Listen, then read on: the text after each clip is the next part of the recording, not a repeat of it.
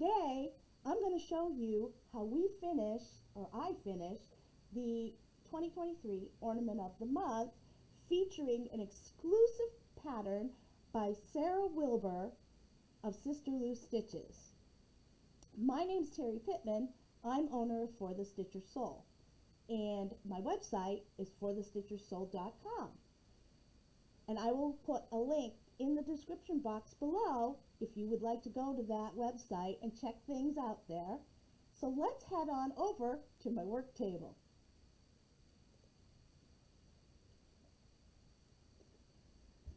So here we are, and just to give you a little background, this is a once a month Ornament of the Month program that I do. Every month you get a kit with everything you need to complete the Ornament of the Month.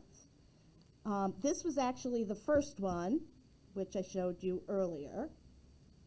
Okay, and they're $25 a month. You can get them on my website. They're under the subscriptions, and this is the 2023 Ornament of the Month. So I'm actually going to be working on our next one, which is the February, which is featured here, our cute little chicks. And before I move forward, I want to show you what you get. Now, you get all the thread. Here's a, you get the pattern and all the thread you need to complete the project. You get a square of fabric for your backing. You get a square of 28 count linen for your stitching. You get 2 squares of batting. You get needle. You get a trim. You get 3 rusty bells. You get cardstock. Actually, this is a comic board that gives you a nice sturdy background, and you get trim. So let's head on over here. First thing I like to do, I've pressed out all my fabric pieces so that they're nice and crisp.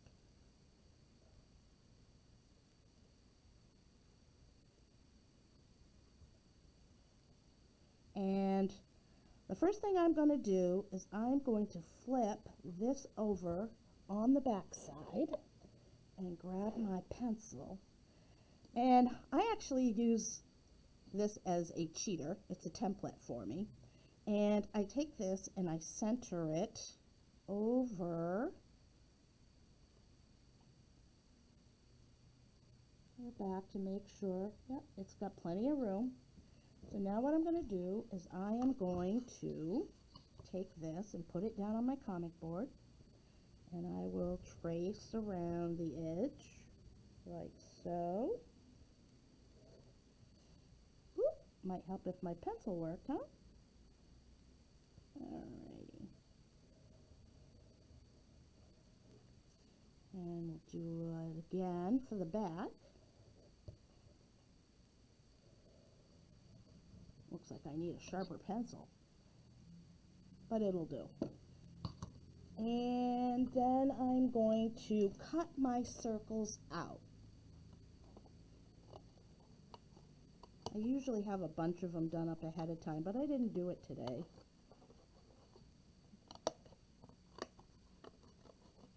And a bigger pair of scissors would help as well, but you get the drift. So I'll cut these out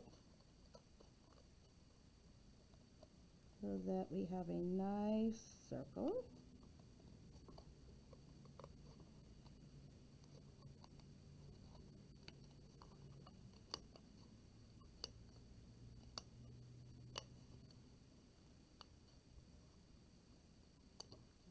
Okay. I sometimes will take the jagged edges and I'll take an emery board and smooth the edges out so that it's a little smoother. And then we do the second one.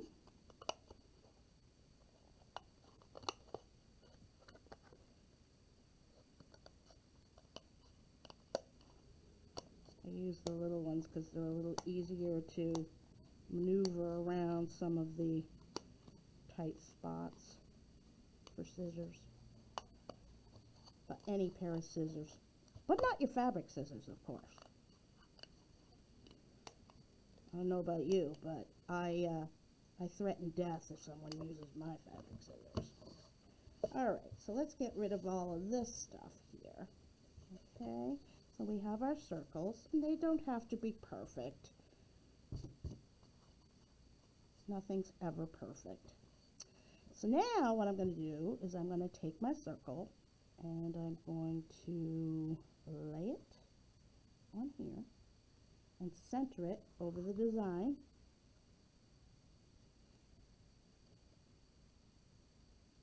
Like so. And I'm going to lightly trace a circle around on the back side of your work. You don't want it on the front side.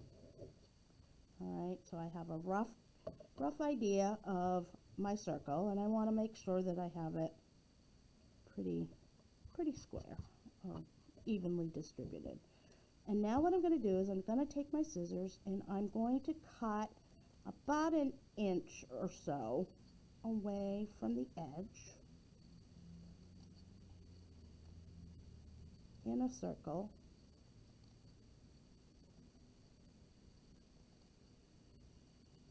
Like so. Okay, get rid of that. Now what I'm going to do is I'm going to take a needle. You will need a needle and some thread. I actually like to use carpet thread. It's a little stronger than your average regular old multi-purpose thread. The other thing I might use if I don't have any carpet thread available is I will use quilting thread, and I will double it. But today I happen to have some, and I'm using gray so that you can see what I'm doing. So I will thread my large needle here because I don't really care, because no one's going to see this. And I make a knot in the end of my thread.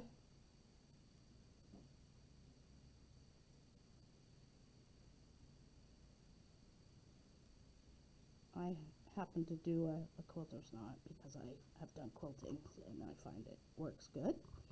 Alright, now what I'm going to do is I'm going to take my needle and I'm going to make basting stitches all the way around the perimeter of the circle, about 1/4 of an inch in.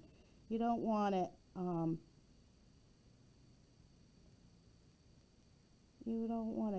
you want it close enough in so that you can gather it up without it falling apart on the edge.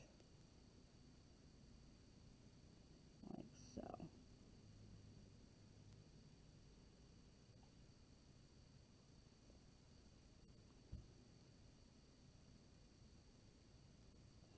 And you'll do this all the way around.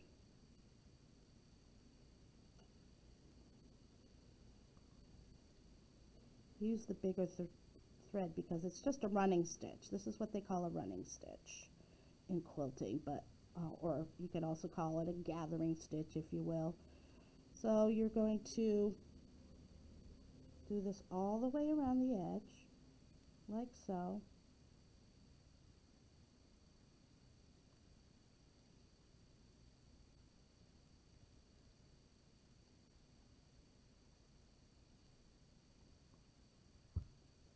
You'll understand why you need to do this when we get to the next couple of steps.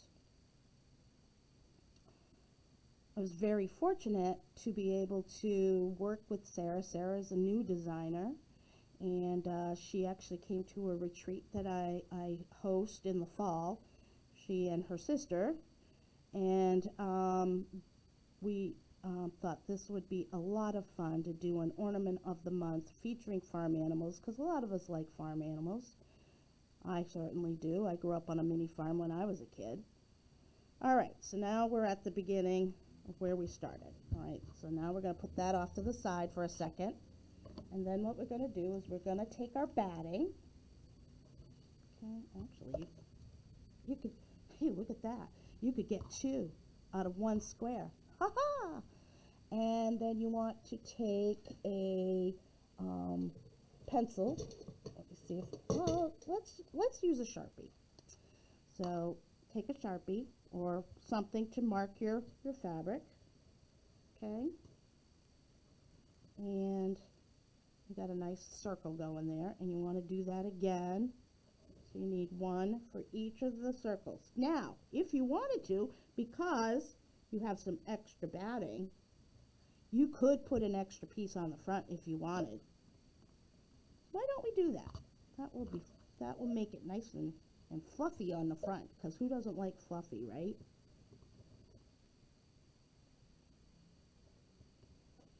So you have some extra. All right, so now we're going to cut these out. Actually, what we could do, make it even easier, is I use, we'll use some glue. Aleene's is a good glue.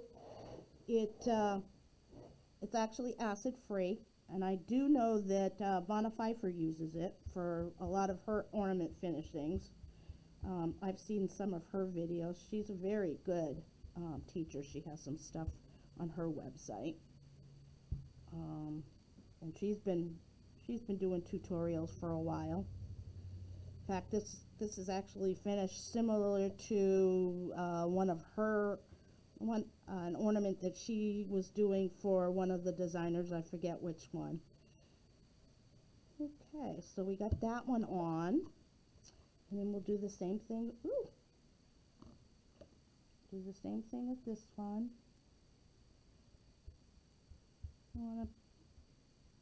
Enough on there that it'll stick. Don't have to be overly aggressive. And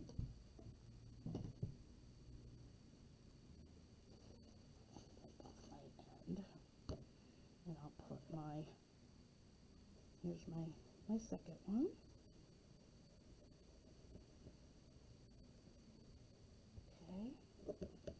Now I will trim the edge around so that it is the same size as my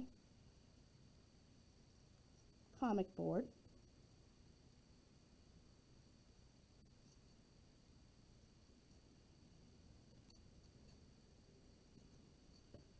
All right.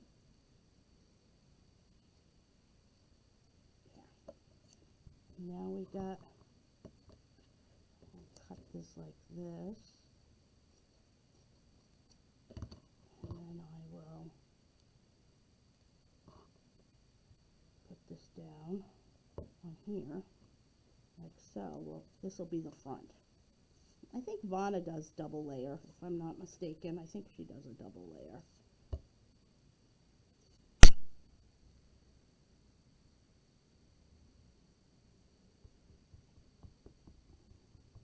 She's a beautiful designer, finisher.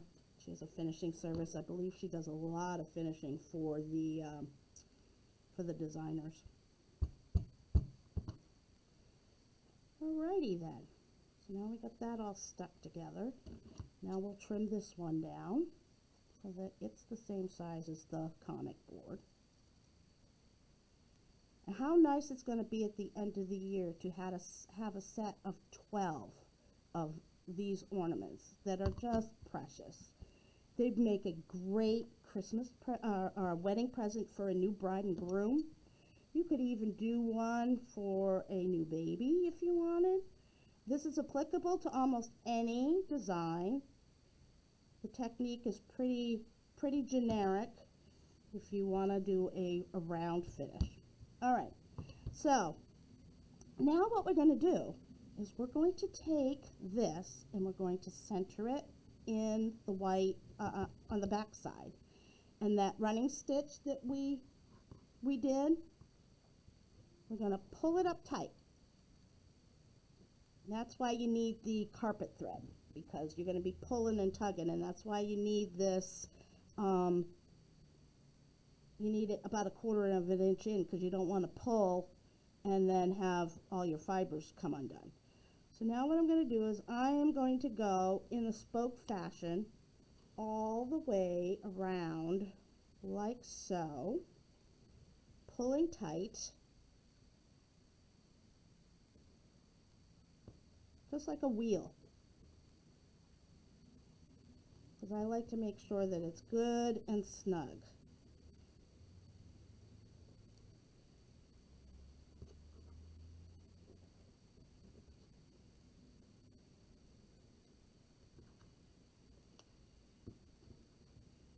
This is what's called lacing. You could glue it if you wanted to, but I find that I like to do the lacing. It gives it a much better finish, and I try to use as little glue as possible because, you know, even though it's acid free, I don't want to gum it all up with glue, because then if you want to take the piece and do something different with it later on, it's difficult to get that glue off.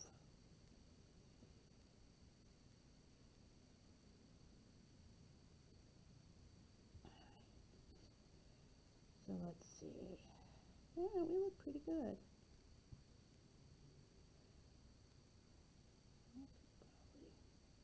And then I futz with it to make sure that it's just the way I want it. Okay, and then I'm going to tie off the back.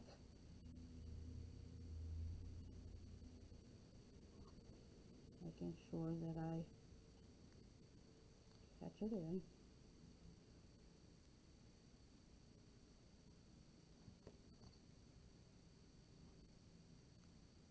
And we'll knot it.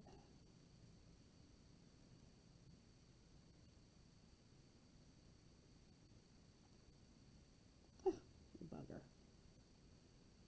Sometimes having a long needle isn't always a good thing, because you end up your thread falling out.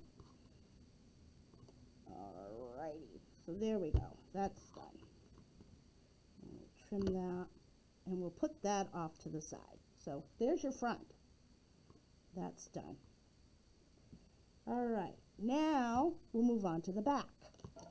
So now you take your backing fabric and the comic board with one layer, and you center it on here. We're going to do the same thing we did on the front. We're going to run the gathering stitch around the outside and pull it tight, and then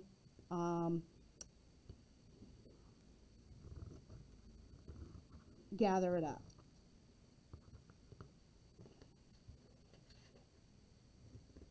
And I eyeball it. Nothing's ever perfect. As most crafters know, we fudge things a lot.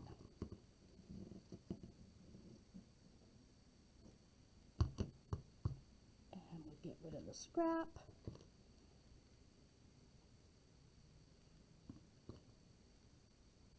And we'll thread our needle. Make sure we got enough thread. You can make any type of knot you want.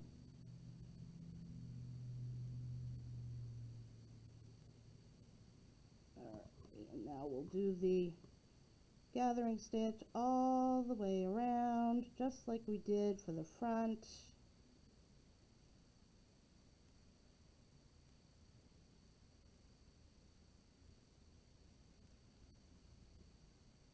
Doesn't have to be pretty at all, because all you want to do is gather those edges.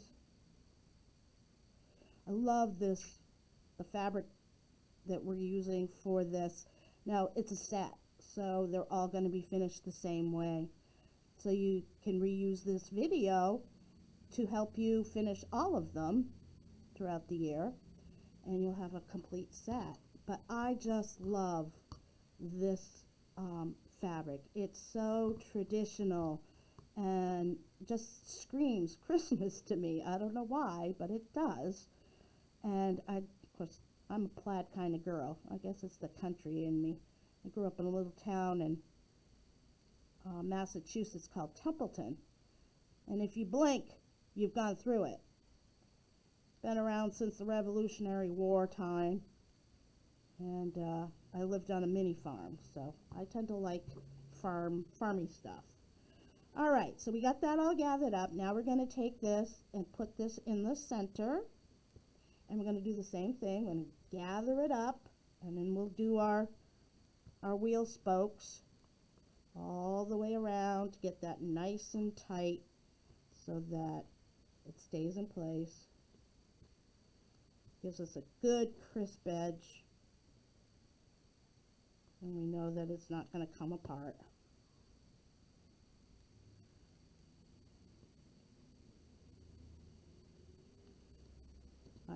I'm one of those people who does puts a lot of tape on things because I don't want it coming undone. So I do a lot of a lot of stitches on the back of things. So, and like I said, it doesn't have to be pretty. All we want is to make sure that it's secure. Because no one's going to see it because it's going to be in the middle. Alrighty. So there we are. Looks pretty good.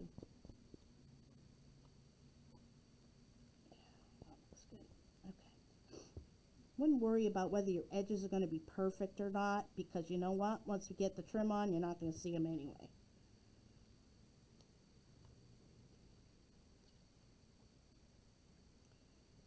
Alright, so now this is knotted.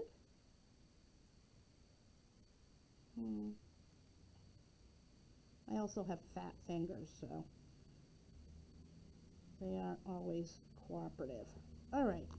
So that's finished. Get that out of the way. We got this. Okay, so now you got your front and your back done. The next step, turn this over and take your glue, and I put a little bit in the center to hold these centers together.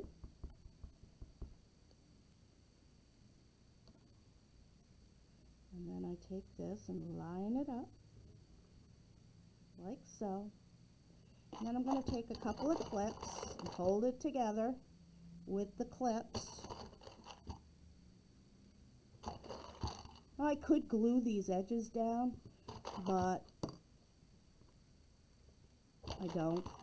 I actually do the hand sewing to stitch them together.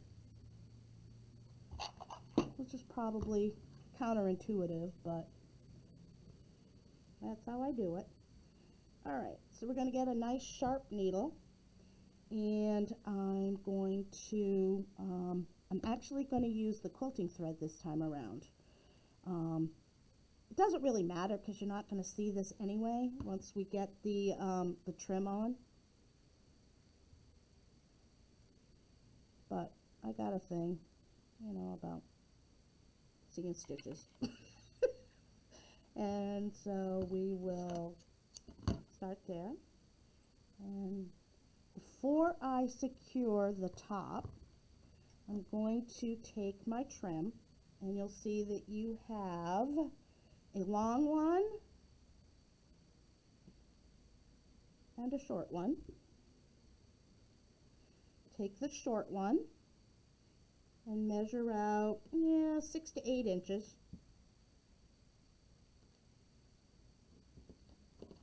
And cut it. Okay. This is going to be your hanging loop.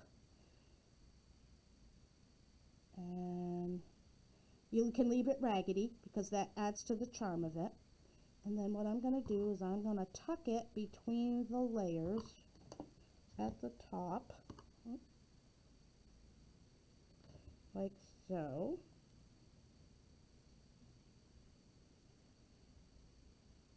Fairly centered. And I will catch that in when I start stitching. Then the other half of the short one you're going to take and you're going to make a bow. And how I do a bow is I make 2 loops, almost like the bunny ears approach that we taught the kids how to tie their shoes. And I am going to make a bow out of that, and then I'm going to pull it so that it's got some tail to it. Even Steven bow. There we go. That looks pretty good, don't you think? Yeah, that looks good. All right, so we've got our bow made, so that we can put off to the side. And now what we're going to do is we're going to take our thread, make a knot in the end. You want to bury this knot along the edge over here. I usually will take it right here, if you can see, like that. And now you just, whoop, knot wasn't big enough. How embarrassing.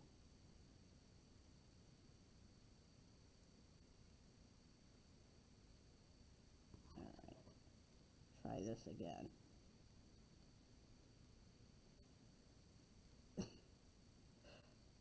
Doesn't want to cooperate today. All right, and now what you're going to do is you're going to whip stitch all the way around, and it's very, very easy to whip stitch. Okay, you take a little bite out of both sides. So if you take your needle, you take a bite out of the back and take a bite from the front and pull your thread through. Move a little bit forward, take a bite on either side, and pull your thread. That is a basic whip stitch. You don't need anything fancy because you're not going to see this once we get the trim on. So you're going to go around the whole entire edge and whip stitch this all down.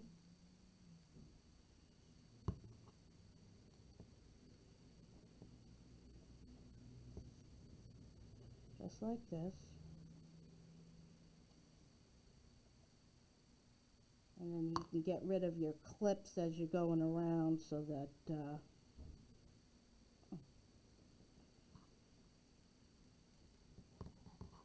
you don't snag your thread on it. I'll hold this up closer so you can see what I'm doing. I don't know about you, but I'm a visual learner, so I like to see something. I can read the directions, but I find I understand sometimes better if I actually watch somebody do something instead of just read about it.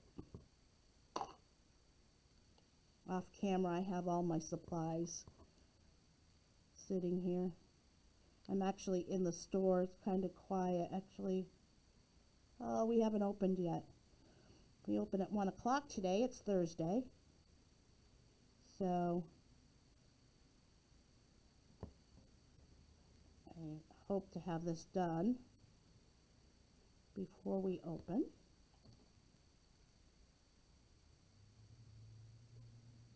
Of course, we're also having weather today. So we'll see who comes in today. You can never tell. Every day is an adventure. You never know who's going to come in. That's part of why I love having my store. Because I'm here to help people. Because our community hasn't had a cross-stitch local needlework store in 15, 20 years. So, and I'm fairly new brick and mortar, so I've got people finding me all the time. I also have the online store as well, so if you're watching this from a distance, you know, I also have the online store. But I know my customers prefer to come in person because they like to be able to feel the fabric and they like to see the colors, because camera doesn't do fabric colors or floss colors justice. They just don't look the same as they do when you're in person.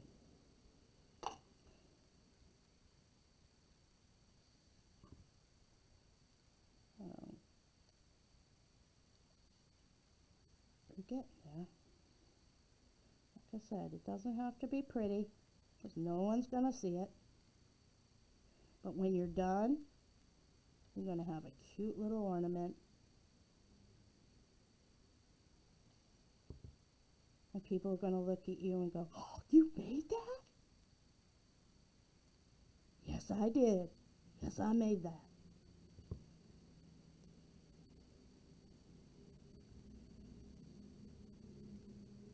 I'm going to do some other tutorials moving forward on how to do different types of finishes for different types of ornaments. And I'm also going to do a beginner cross stitch series that I hope to start real soon.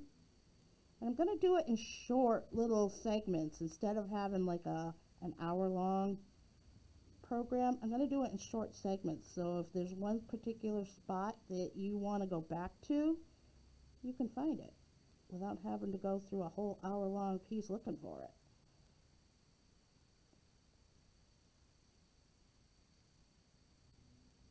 Do you have something in particular that you would be interested in having me do? Put it in the comments. Do you like what you're watching? Do you like this? Give me a thumbs up if you would. Subscribe to the channel. I'm trying to get to 1,000 followers. I have 977 or 978 followers on Facebook. So I'm trying to get to 1,000 followers on YouTube. So if you could help me with that, I'd appreciate it.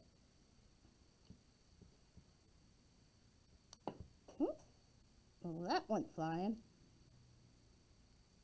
So now what I'm doing is I'm literally taking my needle and picking up the fabric, going through the loop hanger and coming out on the front. So that's going to secure the loop hanger in place so I don't have to worry about that sliding out. And now I'm going from the front through the hanger to the back because I can't do the whip. So I'm doing almost like a ladder stitch here just to secure this down and making sure that I'm right on the edge because we don't want too much sticking out there. So now that that's secured in, now I can go back to my whip stitching to finish off.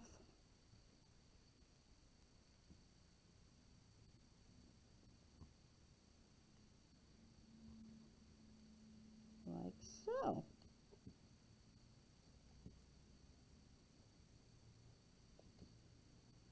If you're interested in getting these kits, you can go right to the website for thestitchersoul.com, and I do have them, and they will, if you get them through subscription, they will automatically come to you every month until the last one in December, and you will have the whole collection. Sara's a wonderful designer.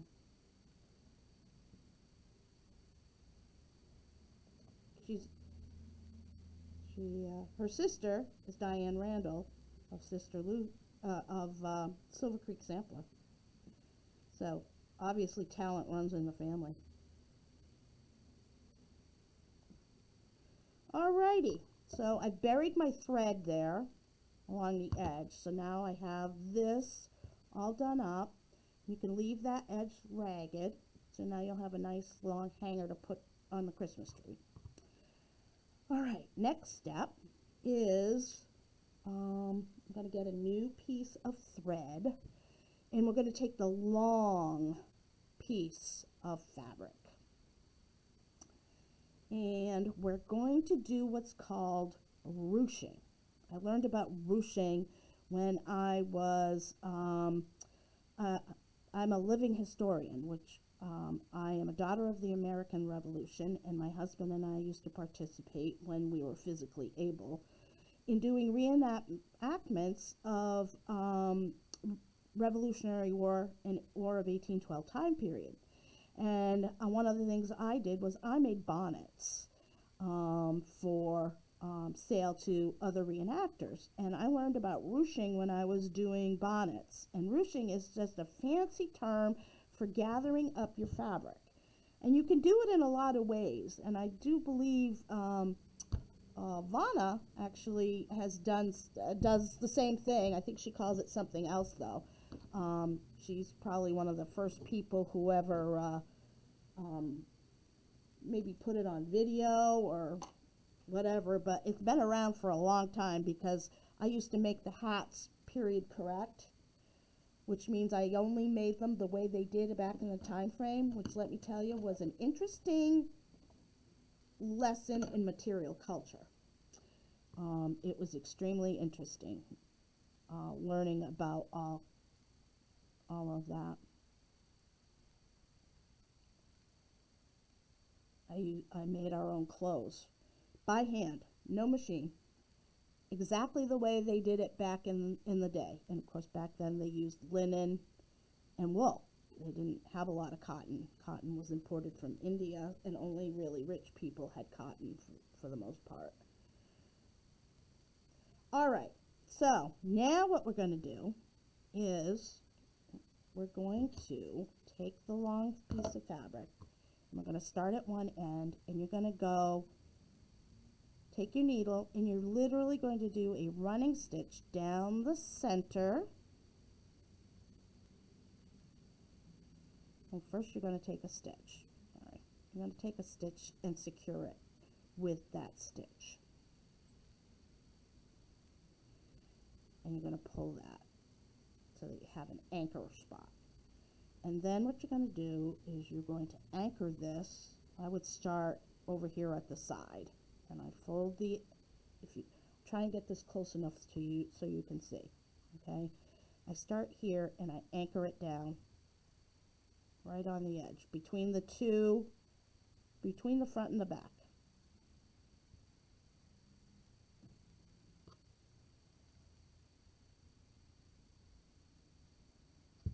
Okay, so I anchor it down there. Now what I'm going to do, and what you're going to do, is you're going to take a running stitch right down the center of that strip of fabric, 2-3 inches. Doesn't have to be exact. My scissors keep getting in the way. Let me move these. All right, so now you're going to pull your thread through, and then you're going to gather up your fabric, and then you're going to take a bite from the front and the back of your ornament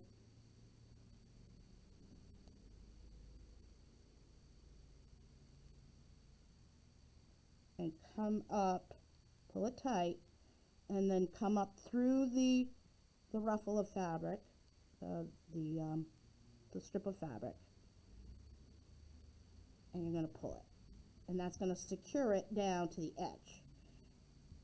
And then you're going to do that again, 2 or 3 inches.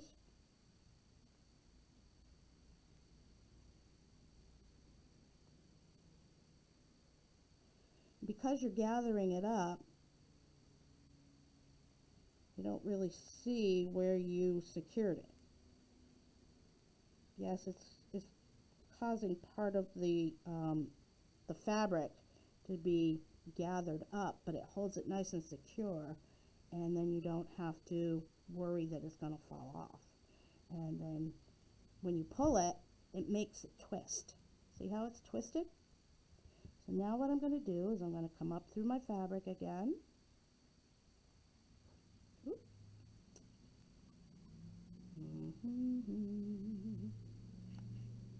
Come up through the fabric. And do your gathering, your running stitch, 2 or 3 inches.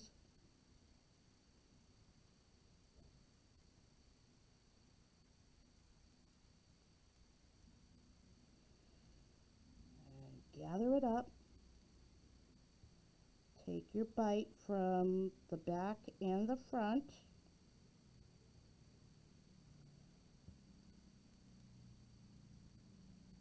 and pull your needle up through the center of your fabric, and then pull it tight, and you now have a gather. And we'll do this, we'll just keep doing this all the way around until we get back to the other side where we started. It's not difficult, time consuming, because you got to gather it all up, but when you get done, you're going to have a stunning piece. And I bring it up through the center of my fabric here, just a hair from where my fabric came out, my thread came out, pulling it tight,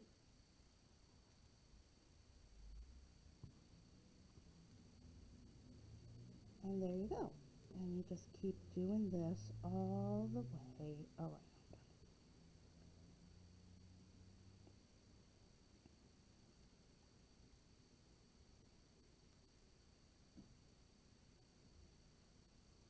It doesn't matter whether it's 2 or 3 inches, as long as it's gathered. It gives it that country prim look. When I was a kid, I said I lived on a mini farm. We had goats, sheep, chickens, pigs. We had all that stuff. All right, so I'm going to continue.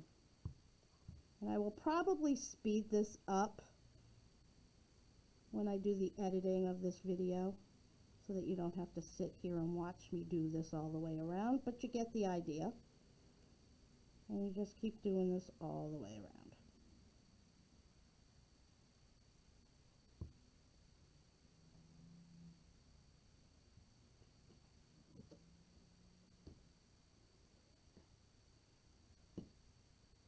Of course, your strings get in the way sometimes, so you just trim them. You don't want to trim them too much though, because you want it to have that fuzzy look. That's part of the charm of the ornament.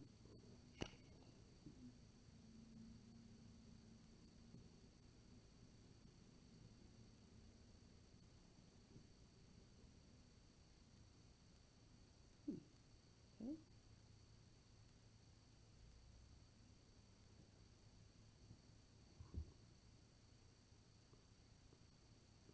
Now there is another way you could do this if you would prefer. You could gather it all up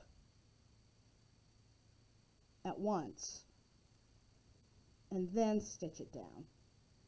But this just kind of eliminates a step so that it gets done.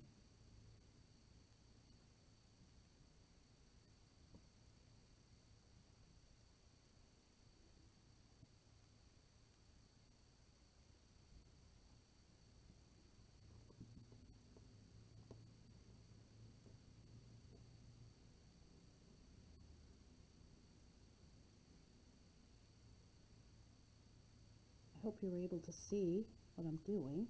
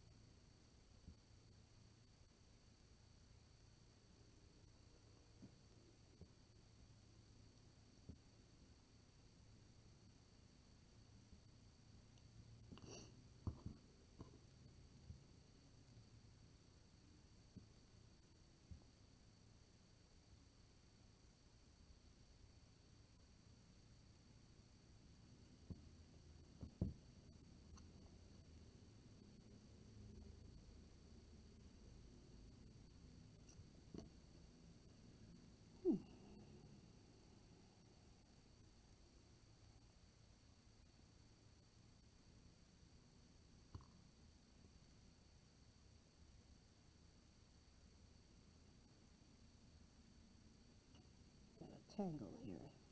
You ever had that happen? Something gets tangled up.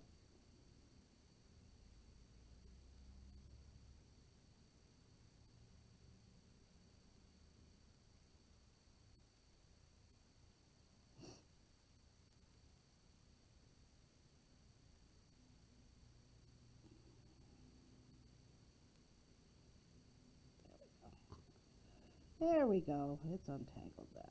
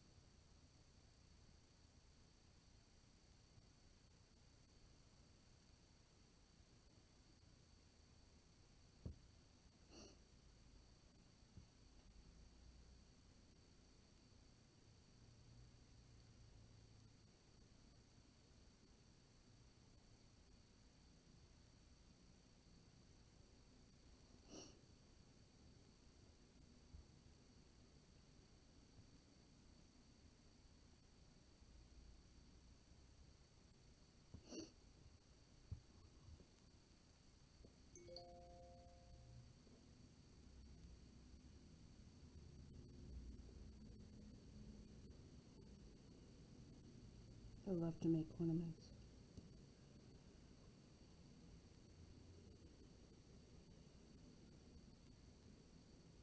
The problem is you get to look at them for so short a period of time. Seems like you just get the tree up and it's already time to take it down. I think we should just have them out all year round, don't you think?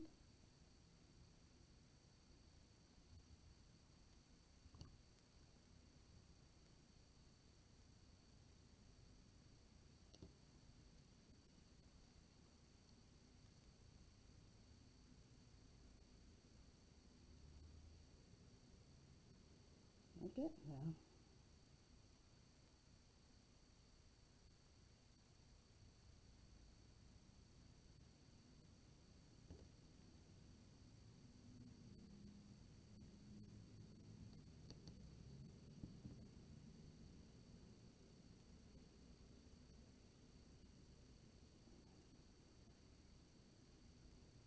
Take a little bite from the front and the back.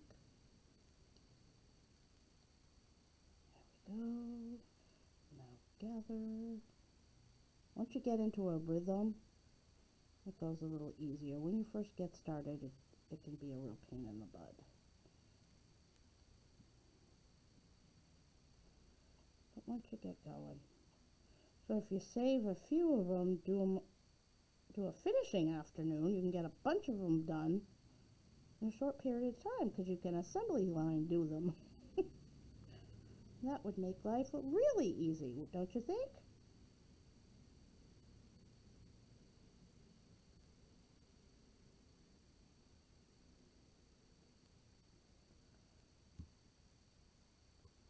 Getting closer.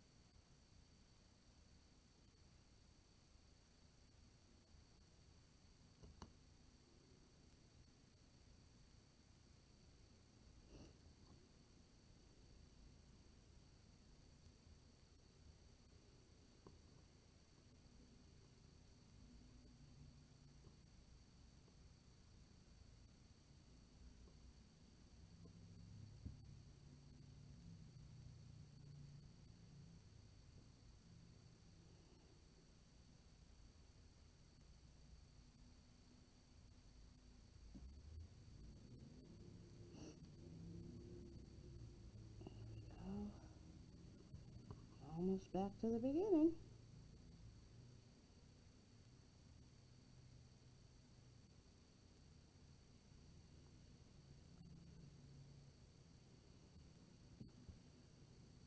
Definitely gonna have to give this a little bit of a haircut. Okay.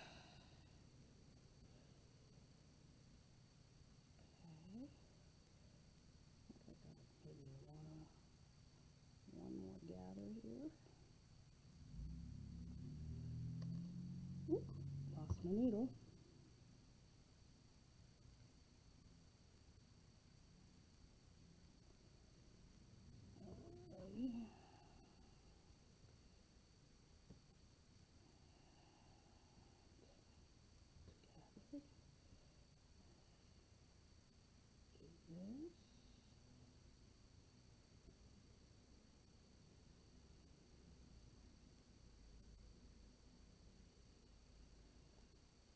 Almost there.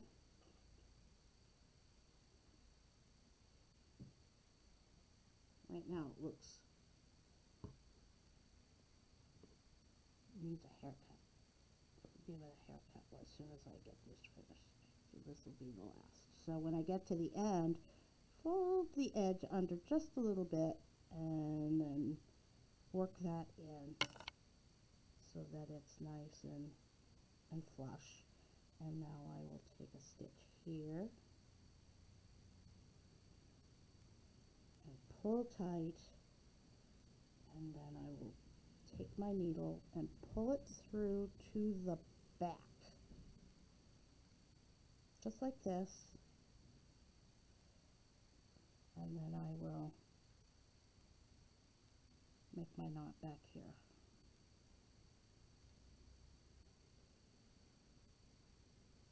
But I'm not going to cut my thread.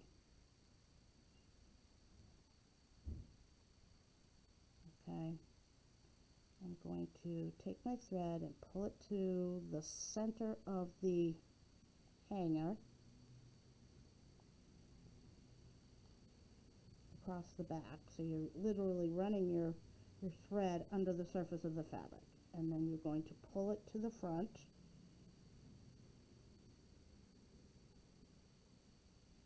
Through your gathered fabric to bring your needle to the front.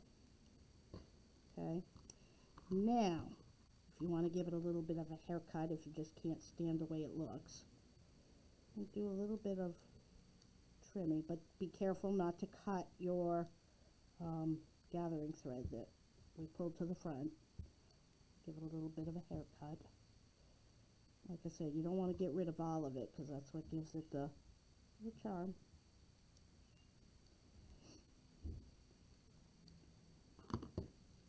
But we definitely want to get rid of some of it. The really long pieces you want to get rid of. Okay.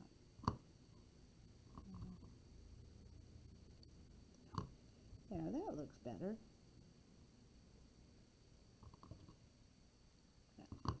Okay, so that if we gave it a little bit of a haircut, it looks pretty good there. We'll fluff up our edges. Now, you're going to take your needle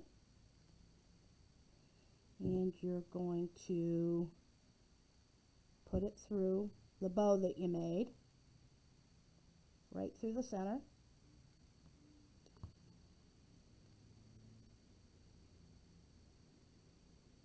And then you're going to go back through your hanger to the back of your ornament. Pull it tight. Go back through the front again, through the bow center.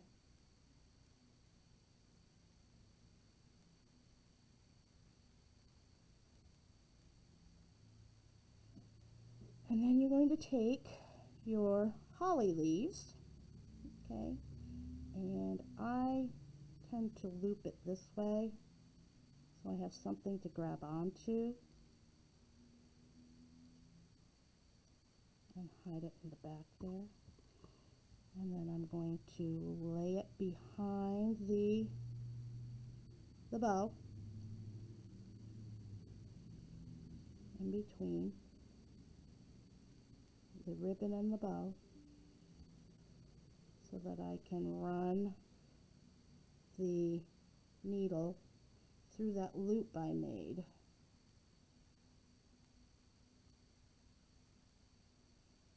To the back of the, ouch, picked myself, there we go, I hit the cardboard. Alright, so I'll run this through again and pick up that loop one more time and run it through to the back like so. And now you take your bells. You don't have to put the bells on if you don't want to. I just think it adds to it. I'm going to shorten up my threads just a little bit to give it a little bit of extra strength. This is where a carpet thread would be ideal. Gives it a little bit of strength. This one,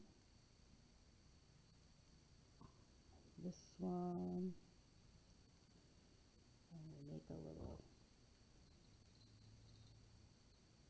string, and then I'm going to run it through the bells again, just like this, to give it some strength, making sure that everything comes together so that it forms a cute little cluster of 3. And I'll pull that back to the back of the ornament.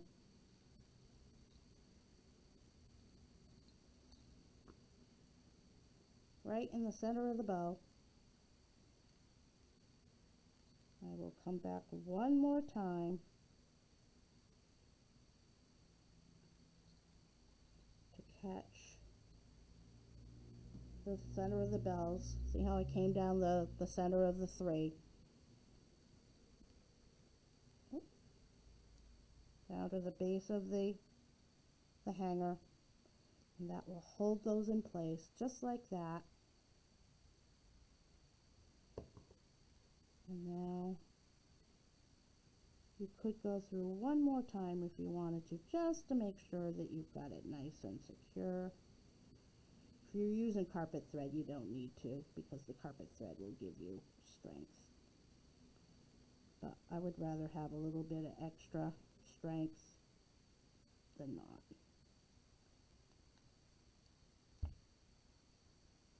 There we go.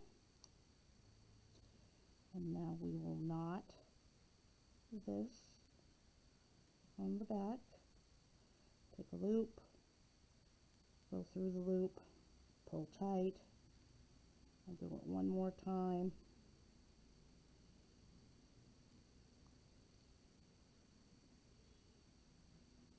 And then I will take my needle and run it down the center underneath the fabric, pulling the needle out and burying the thread under the fabric.